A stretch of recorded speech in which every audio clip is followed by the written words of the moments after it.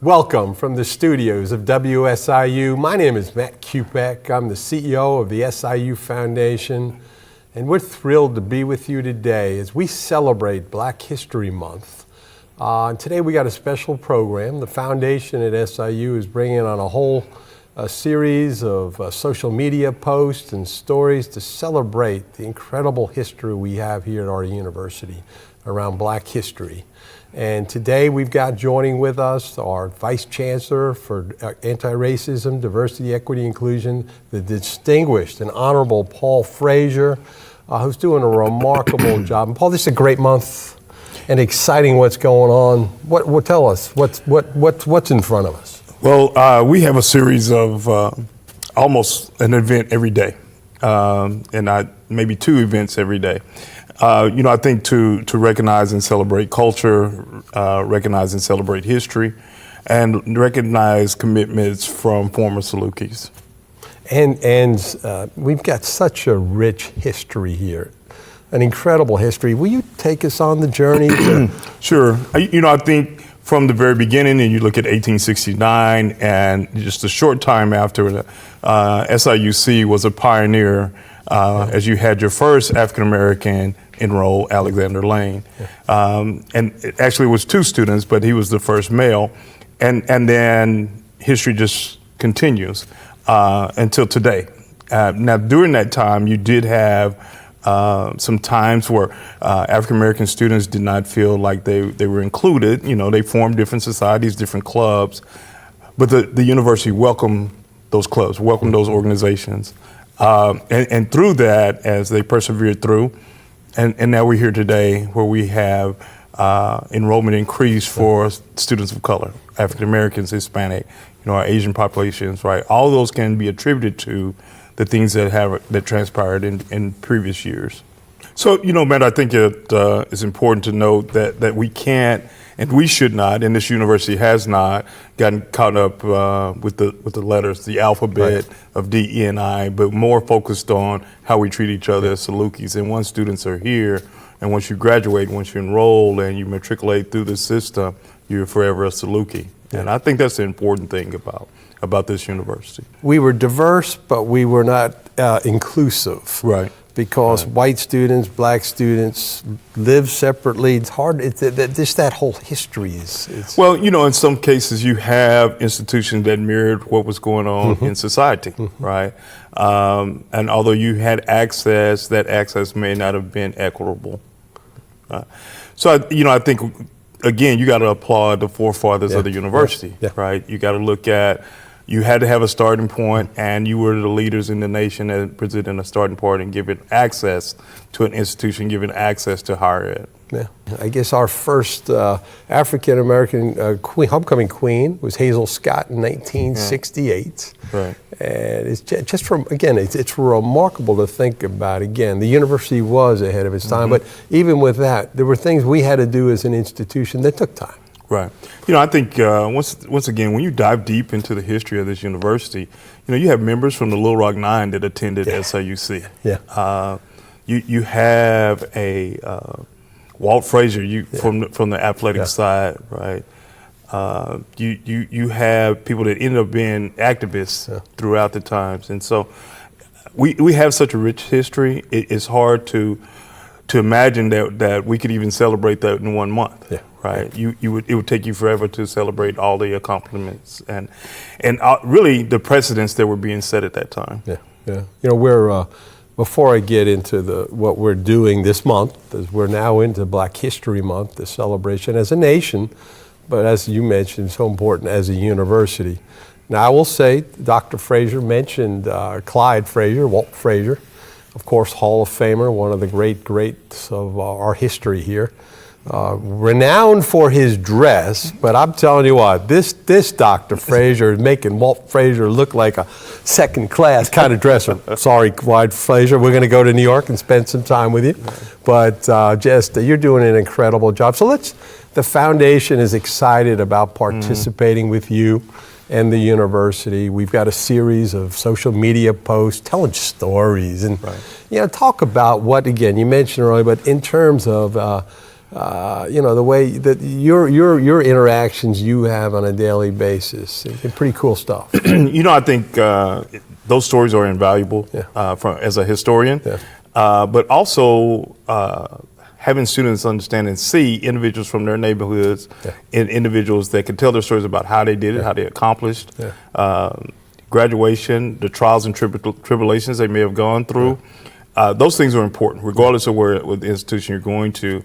But I think for us, it was some special individuals at special times that had that perseverance, right? And we talk to students now about persistence. We talk to them about sticking to it. We talk to them about there are going to be times where academically you don't perform as well as you should have. But we're going to give you an opportunity to still succeed, right? And so I think as a university, that's the history we have to talk about, as well as because some of the things that were going on at the university didn't necessarily mirror what was going on in society. And once again, we were pioneers in kind of breaking the mold on, okay, we're going to give students a chance. And then after that, I think if we focus on what students done after or have done after completing a degree here, right, that enriches the history that you'll find at this institution. And you, again, working with Sherika Hunt from the foundation, you all are doing such an amazing job. And part of as we really relaunch the Dunbar Leadership Society, we're looking for ways, and we do this with every group on our campus, every alum group, to engage these groups into the life of the institution. And it's pretty fun to see what you and Sherika are doing. Thanks for that, Matt. But I think for me, it's exciting to bring them back. Some individuals feel like, okay, I got my degree, and the university is not interested in me anymore. But to bring them back and to engage with them and to hear their stories.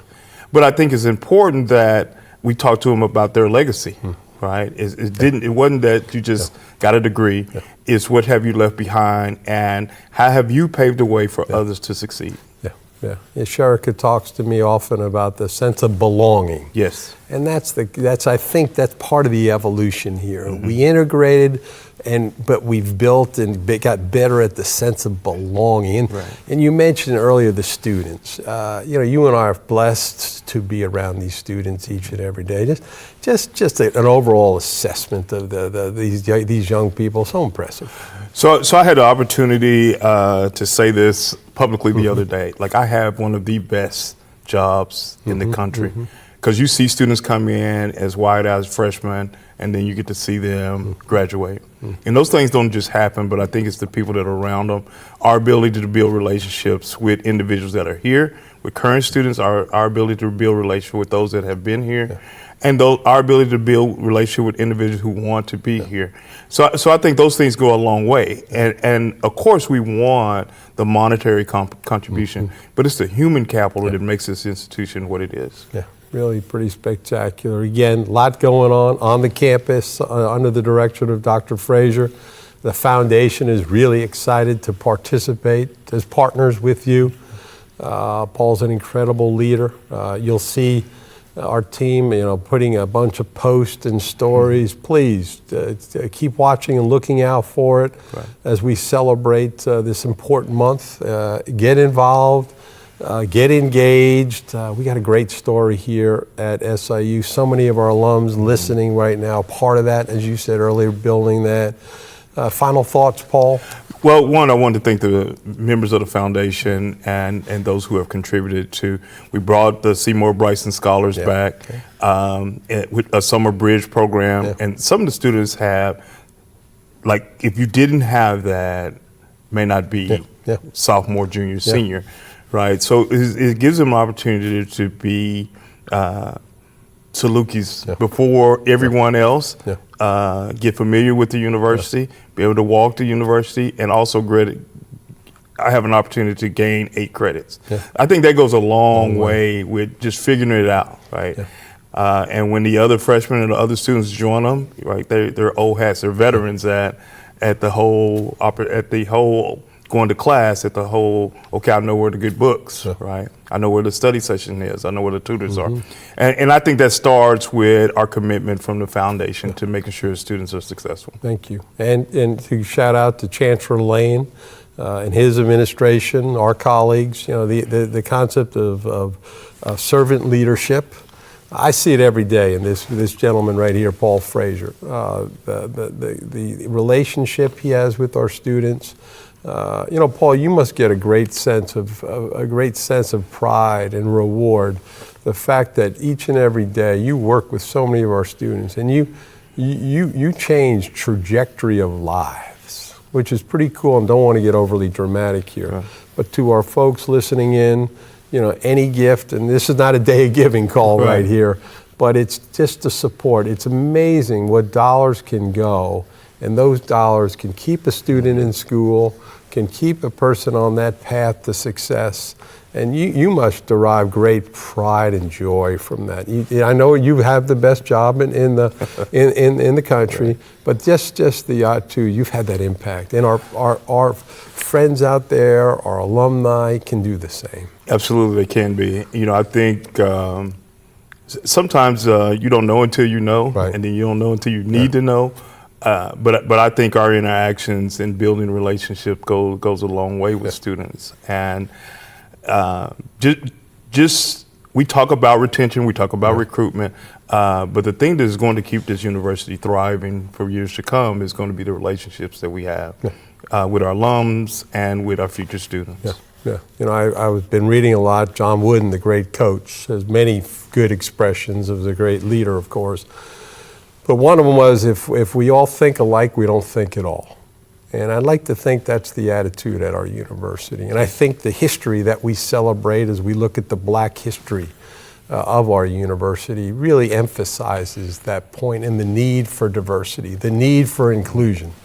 And Paul, we applaud you for the effort you're doing and leading us on that. And we're proud of what our university is doing and our alumni are doing. And together we can do more and more. I absolutely believe that. Thank you for the opportunity. Awesome, Paul. Thank you for joining us. Please continue to check into the foundation website for stories, incredibly inspiring stories, game-changing stories. We appreciate everything you do for us, and let's have a great celebration in our Black History Month. Thank you for joining us today.